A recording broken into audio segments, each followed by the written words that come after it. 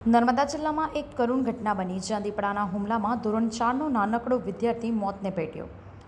બાળક પોતાની માતા સાથે ખેતરમાં હતો ત્યારે નરભક્ષી દીપડાએ હુમલો કર્યો અને રાજપીપળા લઈ જવાના માર્ગમાં તેનું અવસાન થયું।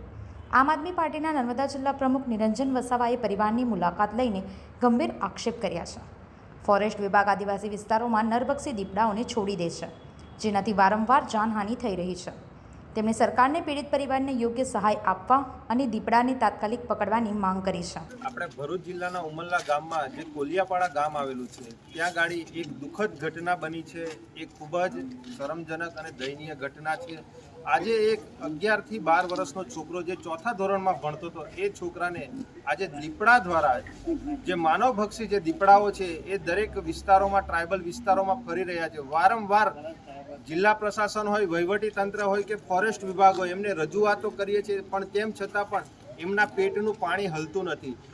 આજે નર્મદા જિલ્લામાં કોઈ ગામમાં ઘટના બને છે, એ દીપડો અહીંથી પકડી અને એને બીજા તાલુકામાં કે બીજા જિલ્લામાં છોડી દેવામાં આવે છે, અને એના લીધે આવા એ નાના નાના ભૂલકાઓ હોય કે મહિલાઓ હોય, એની પર આ માનવભક્ષી દીપડાઓ જે ઘા કરે છે, અને એના લીધે આજે એક આ દુઃખદ ઘટના બની છે। આજે અહીંયા સરકારમાં બેઠેલા ઘણા બધા નેતાઓ હોય, પણ એ નેતાઓ પણ આ બાબતે જે જિલ્લા સંકલનની મિટિંગ હોય છે કે એમાં એ જ કોઈ પણ જાતની રજૂઆત નથી કરતા। કોઈ પણ જાતના જે અધિકારીઓ છે ફોરેસ્ટ કર્મચારીઓના, એ લોકોને કોઈ પણ જાતનું દબાણ નથી આપતા, અને એ લોકોને કોઈ પણ જાતનો ન્યાય આજ દિન સુધી મળતો નથી।